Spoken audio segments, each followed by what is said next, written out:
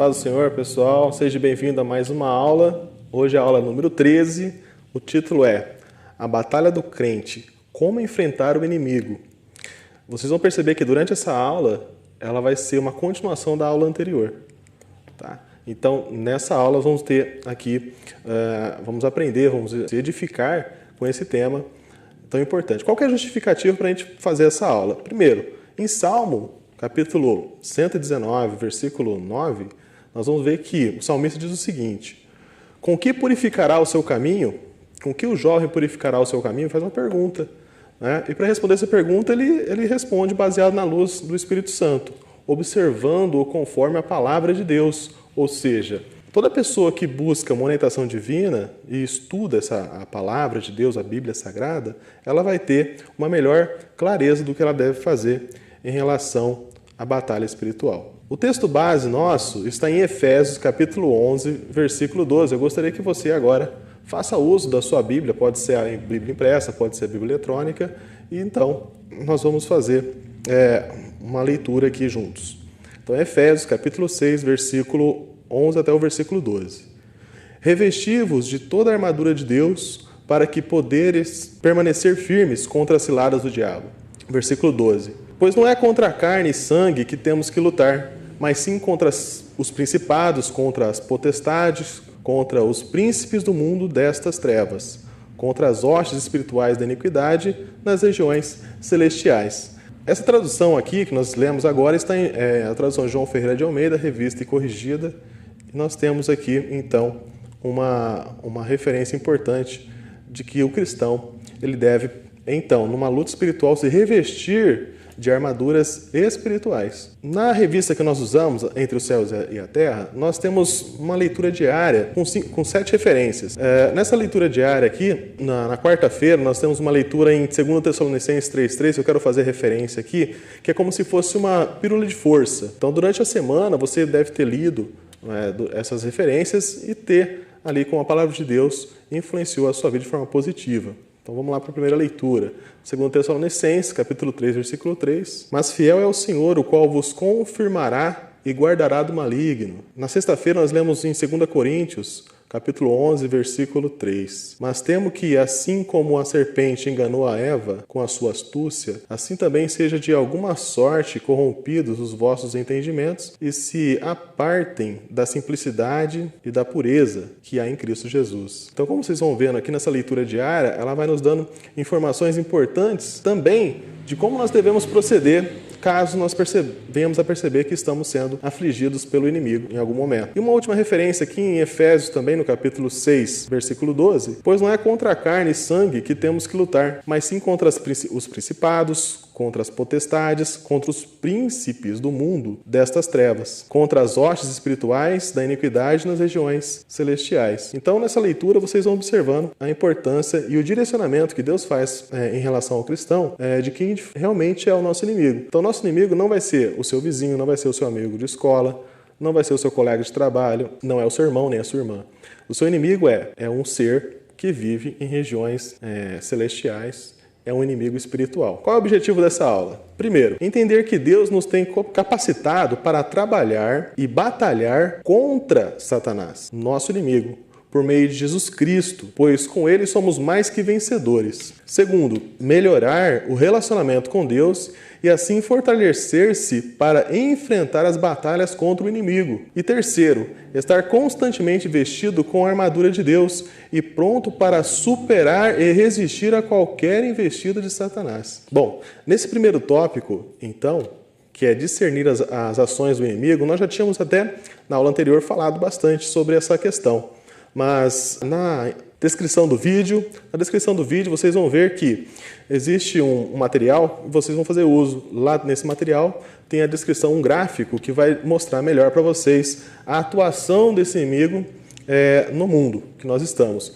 E é importante falar o seguinte, quando a Bíblia refere-se a mundo, na leitura bíblica do Antigo Testamento até o Novo Testamento, essa referência, na verdade, é tripla, né? Existe o mundo geográfico, né? O mundo físico e o mundo político. Então, onde que o inimigo está atuando? Que mundo que é esse? É um mundo geográfico? É um mundo físico, né, geográfico, ou é o mundo político? No caso aqui, é a influência política, a influência dos poderes, a influência sobre as pessoas mesmo. Né? Então, ele não tem uma influência no mundo físico, mas a influência dele maior é sobre as pessoas e os poderes que estão neste mundo. E nesse primeiro tópico, nós vamos aprender a discernir as ações desse inimigo. Então, primeiro, qual que é a primeira ação do inimigo? Ele é um ser de liderança.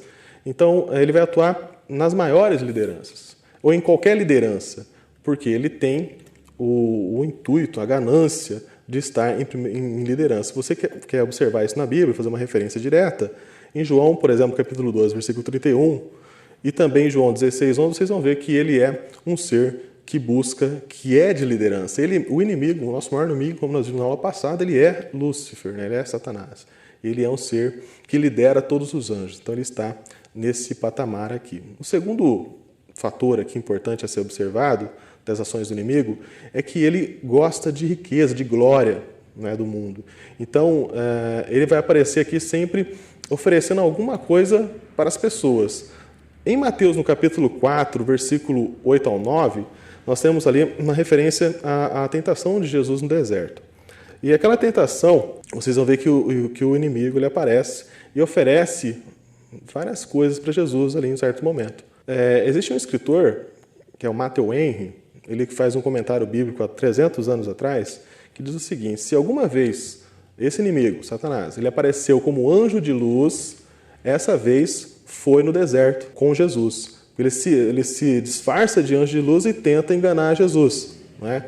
E ali ele faz uma série de perguntas e também Jesus vai respondendo para ele, né, usando a palavra. Então o inimigo utiliza a palavra, a Bíblia, para enganar, no caso Jesus, e também Jesus responde ele utilizando a palavra.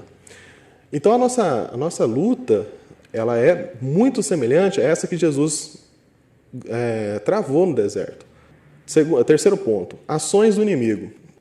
As ações do inimigo maligno são várias. A gente vai ver aqui em 1 João, capítulo 5, versículo 19, e também escrito da seguinte forma: sabemos que somos de Deus e que todo o mundo está no maligno. Ou seja, esse mundo, mais uma vez, é um mundo político, né? É um mundo que tem os poderes, que é uma influência direta. Então, esse mundo político ele está, de fato, corrompido. Tanto é que você liga a sua TV, as propagandas, por exemplo, de cerveja, na grande maioria delas, vai aparecer uma mulher seminua, né? Então, informações ali maliciosas, né? Então, todas as intenções ali são intenções pervertidas, né? Que não faz bem para o cristão. O cristão ele não tem o costume, né, de fazer uso desse tipo de recurso. Quarta ação do inimigo. O inimigo é sedutor, né? A gente vê uma referência também em Gênesis no capítulo 3, que ele seduz Eva, né? E ali nós vemos todo um declive espiritual do homem. Tanto é que nesse ponto a gente começa a observar que ali nasce o pecado na humanidade.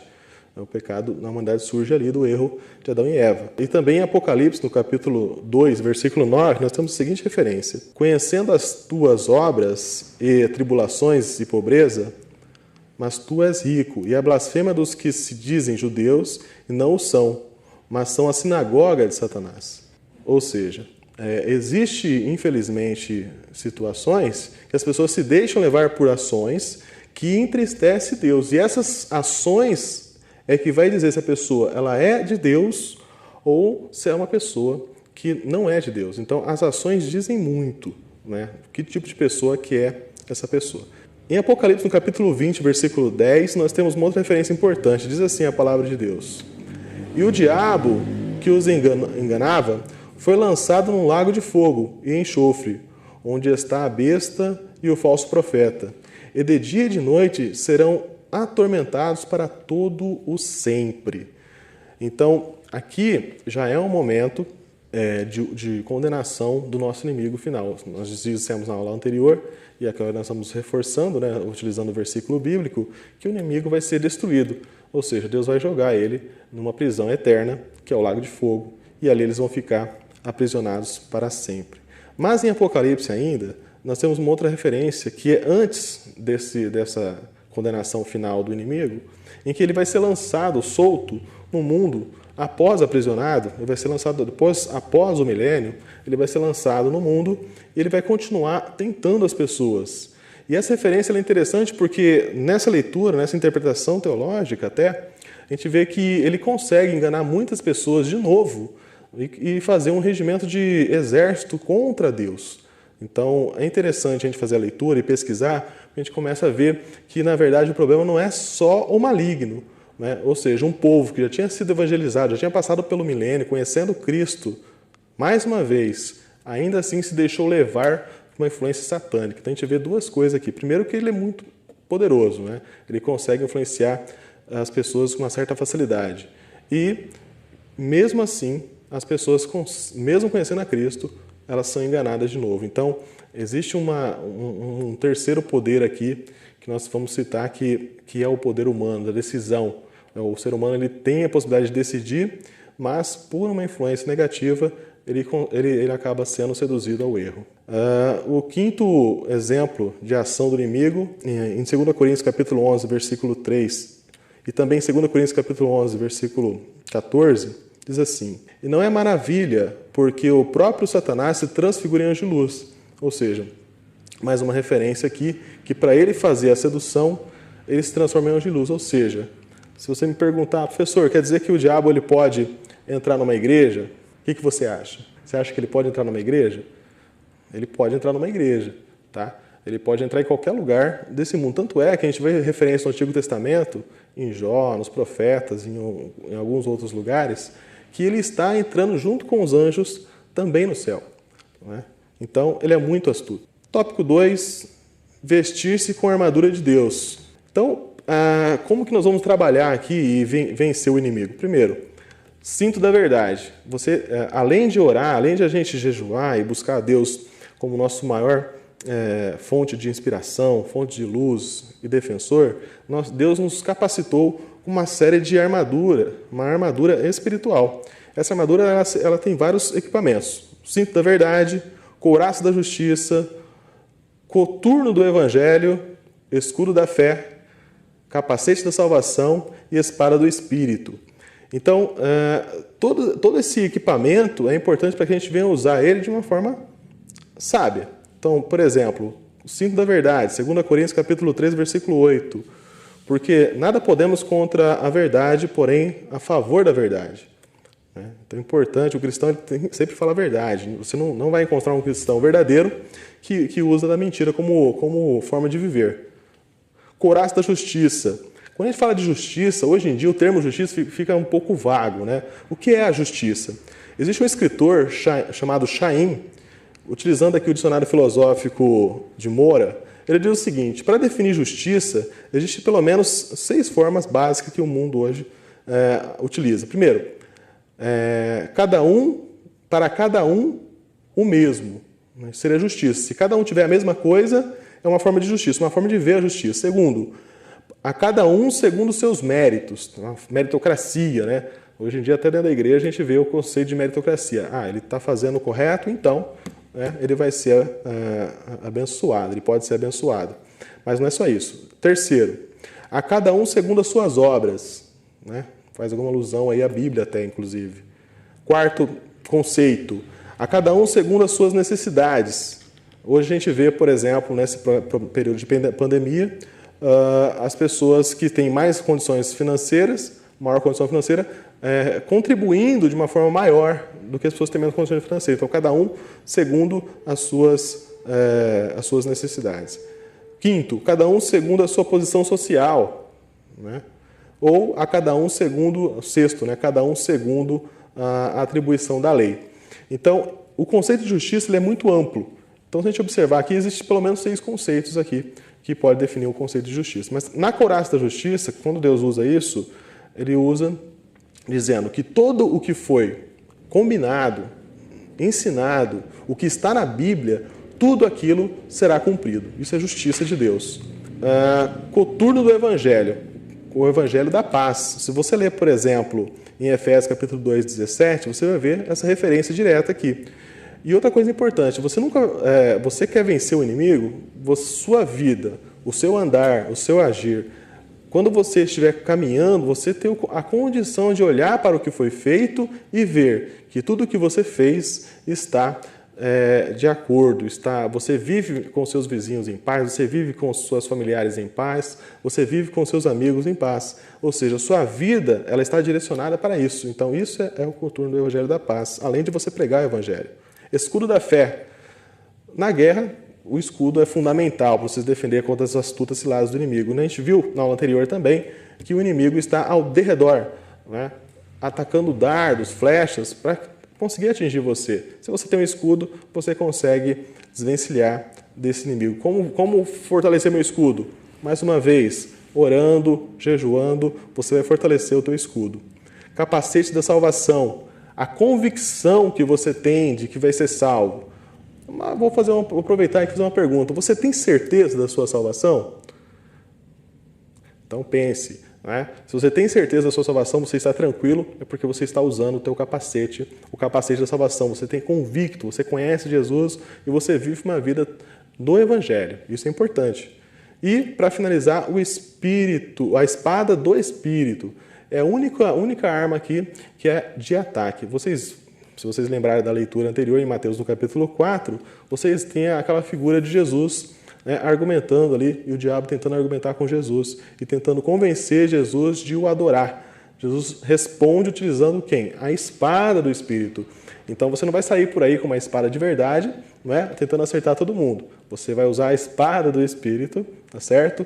Ou seja, o Evangelho, a Bíblia, e através desse Evangelho você vai informar as pessoas do que é importante, do que você crê, defender a sua fé, instruir também quando for possível, e assim você vai pregando o Evangelho da Paz. Conclusão. Lute, se esforce, saiba que Jesus está sempre do seu lado, e Ele vai estar com você, Ele vai ser o seu orientador, vai ser seu guia, seu amigo de batalha. Então, você tem que ter convicção disso. Tenha certeza, tenha tranquilidade no seu coração, ore, confie em Deus, busque Ele, que Ele com certeza vai te dar a vitória. Você não está sozinho, Jesus está sempre ao seu lado. Tá certo? Então, fiquem com Deus. Espero que vocês tenham gostado da aula.